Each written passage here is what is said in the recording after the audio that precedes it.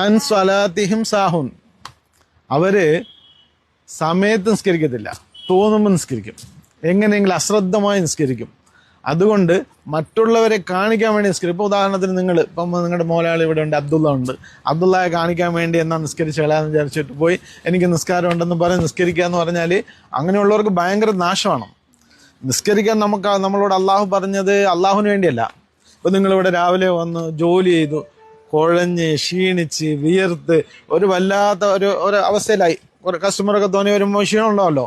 ആ സമയത്താണ് നമ്മളടുത്ത് പറയുന്നത്, എന്താ പറയുന്നത്, പോയി മുഖം കഴുകു, വാ ഉപ്പിളിക്ക്, കൈയും കാലും കഴുകു, ഒന്ന് റിലാക്സ് ചെയ്യ്, എന്നിട്ട് ആ ഫാനിൻ്റെ അടിയിൽ പോയി നിന്നിട്ട് ഒന്ന് എക്സസൈസ് ചെയ്യ്, അല്ലേ? അങ്ങനെയല്ലേ പറയുന്നത്? അത് അള്ളാഹ്ക്ക് വേണ്ടിയാണോ? നമുക്ക് വേണ്ടി, നമ്മുടെ ആരോഗ്യത്തെ സംരക്ഷിക്കാൻ വേണ്ടിയുള്ള ഒരു വലിയൊരു യോഗയാണത്. അത് നമ്മുടെ ശരീരത്തിന് ഗുണകരമായ നിലയിൽ. യോഗ എല്ലാവർക്കും ചെയ്യാൻ പറ്റത്തില്ല. ഹാർട്ട് അറ്റാക്ക് ഉള്ളവർക്ക് പറ്റത്തില്ല, അതുപോലെ ഈ വാദം അങ്ങനെയൊക്കെ ഉള്ള കുറേ രോഗങ്ങളുള്ളവർക്ക് ആ സാധനം പറ്റത്തില്ല. പക്ഷേ നമസ്കാരമോ എല്ലാവർക്കും പറ്റും. നമസ്കരിക്കുന്ന ഒരാളിന് മരിക്കുന്നത് വരെ എന്തുണ്ടാവും? ആരോഗ്യം ഉണ്ടാവും. ഭക്ഷണവും കൂടെ സൂക്ഷിക്കണം. നമ്മൾ മറ്റുള്ളവരെ കാണിക്കാൻ വേണ്ടി അങ്ങനെ ചെയ്യാൻ പാടില്ല. ഇതുപോലുള്ള പരോപകാര വസ്തുക്കളെ തടയാൻ പാടില്ല. ആദരവായ നബി തങ്ങൾ പറഞ്ഞു, നിങ്ങൾ അന്ത്യദിനത്തിലും അള്ളാഹുവിലും വിശ്വസിക്കുന്നെങ്കിൽ നിങ്ങളുടെ അതിഥികളെ ബഹുമാനിച്ചു കൊള്ളട്ടെ എന്ന്. നിങ്ങളുടെ കടയിലേക്ക് ഒരാൾ കയറി, ഇപ്പം ഞാൻ കണ്ടു 4-5 പേര് അവിടെ വന്നു, അവരിങ്ങനെ വന്ന് നിൽക്കുകയാണ്. അവരോട് എന്താണ് ചോദിക്കാൻ ആരില്ല. അപ്പോൾ അവരതുണ്ടോ ഇതുണ്ടോ എന്നൊക്കെ ഇങ്ങനെ ചോദിക്കാം. അപ്പോൾ നമ്മളിലേക്ക് ഒരു അതിഥി വന്നാൽ നമ്മൾ എന്ത് ചെയ്യണം? നമ്മുടെ കസ്റ്റമർ അല്ല, നമ്മുടെ അതിഥിയാണ്. അവരെ നമ്മൾ ബഹുമാനിക്കണം. എന്താ വേണം, എന്തുണ്ട്, എങ്ങനെയാ, എവിടുന്ന് വരുന്നു, വീട്ടിൽ ആരൊക്കെ ഉണ്ട്, അല്ലേ, മക്കൾ എത്ര മക്കളുണ്ട്, മക്കളെ എവിടെ കെട്ടിച്ചു, ഇവിടെയാണ്. അവരുമായിട്ട് നമ്മൾ ഒരു വലിയ അടുപ്പം ഉണ്ടാക്കണം. ഞാൻ തന്നെ അതുള്ള ഒരു വീഡിയോ നിങ്ങളെ കാണിച്ചെന്ന് തോന്നുന്നു. ഒരു ഓണത്തിന് സാധനം എടുക്കാൻ ചെന്ന കടയിൽ അയാളെ കൊണ്ട് ചുരുക്കി പറഞ്ഞാൽ അയാളുടെ ഓണം സന്തോഷമാക്കി കൊടുത്തതാരാ? 55 വയസ്സുള്ള താത്തായ. ഓണം അയാൾക്ക് കാരണം ഇന്ന വസ്തുക്കൾ വേണം, അതെങ്ങനെയാണോ, അത് ഇതുകൊണ്ടുണ്ടെങ്കിൽ കൊള്ളാം, ഈ പർദ്ദയുടെ കൂട്ടത്തിൽ ഇത് മാച്ചാവും, അതങ്ങനെയുള്ളൂ, ആ കൊച്ചുമോക്ക് ഇത് പറ്റും, മോക്ക് ഒരു പ്രയർ ഡ്രസ് അവിടെ ഉണ്ട്, അത് ഒന്ന് എടുത്ത് എങ്ങനെയായിരിക്കും. ഇങ്ങനെ നമ്മൾ അവർ ഒന്നും എടുത്തില്ലെങ്കിലും അവർ പോയിട്ട് 3-4 പേരെ പറഞ്ഞു വിടും. അതുകൊണ്ട് നമ്മുടെ കടയിൽ നമ്മുടെ ഒരു കസ്റ്റമർ വന്നാൽ അവരെ നമ്മളെ അതിഥികളായി കാണണം. പിന്നെ കുറച്ച് വെള്ളമൊക്കെ വെച്ചേക്കണം. വെള്ളം വേണോ, വല്ലതും കഴിച്ചോ, നിങ്ങൾ എവിടെ നിന്ന് വരുന്നു, ഇങ്ങനെ കുറേ ക്ഷേമാന്വേഷണമൊക്കെ നടത്തി അത്യാവശ്യം വേണ്ടുന്ന ഇച്ചിരി വെള്ളമൊക്കെ എടുത്ത് വെച്ചേക്കണം. കുപ്പിയും വെള്ളമൊക്കെ കയ്യിലൊക്കെ എടുത്ത് വെച്ചാൽ നമുക്ക് അവരെ കൊടുത്താൽ അവർക്ക് നമ്മളോട് ഭയങ്കര ഇതാവും. എൻ്റെ അടുത്ത് പലരും പറയുന്നുണ്ട്, കമലാസുരയായാലും ആ പെൺകുട്ടികൾ നല്ല കുട്ടികളാണ്, അവിടെ ചെന്നാൽ അവളുമാർ വിടത്തില്ല, മക്കളെ പോലെയാ, കയ്യിലിരിക്കുന്ന കാശ് മൊത്തം മേടിച്ചിട്ടേ വിടത്തുള്ളൂ എന്ന രീതിയിൽ അവർ പറയാറുണ്ട്. പക്ഷേ ഇപ്പോൾ ഇവിടെ രാവിലെ നോക്കിയപ്പം അതൊന്നും കണ്ടില്ല.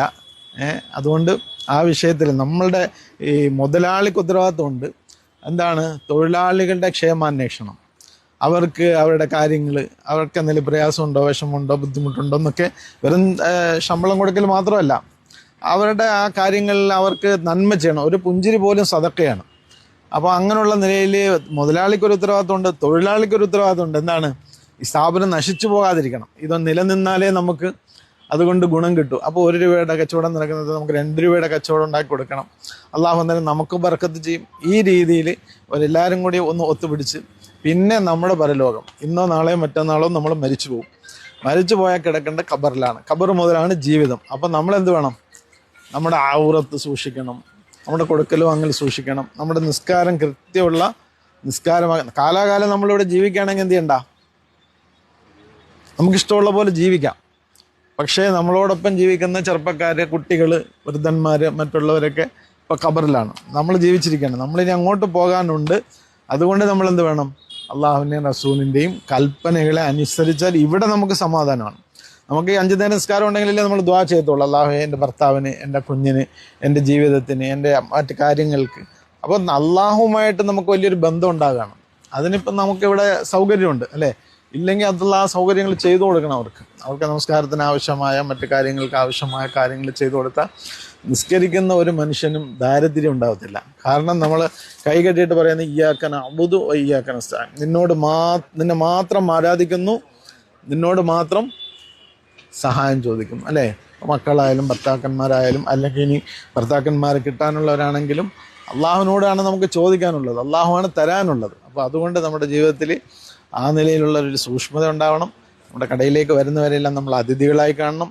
അവരുമായിട്ട് അവരുടെ ക്ഷേമാന്വേഷണങ്ങൾ നടത്തി അവരുടെ കുടുംബത്തെക്കുറിച്ചൊക്കെ ചോദിച്ച്, ഇപ്പോൾ നിങ്ങളുടെ വീടിൻ്റെ അടുത്തുള്ളവരോടത്തൊക്കെ ഒന്ന് പറയണം, അവിടെ നാലിനെ പറഞ്ഞുകൊണ്ടെന്നൊക്കെ പറഞ്ഞ് അവരെ നമ്മളുമായിട്ട് വലിയ അടുത്ത ആളുകളാക്കി മാറ്റേണ്ട ഒരു വലിയ കടമയും നമുക്കുണ്ട്. അള്ളാഹു നമുക്ക് തൗഫീഖ് ചെയ്യട്ടെ. ശരി എന്നാൽ അസ്സലാമു അലൈക്കും വറഹ്മത്തുള്ളാഹി.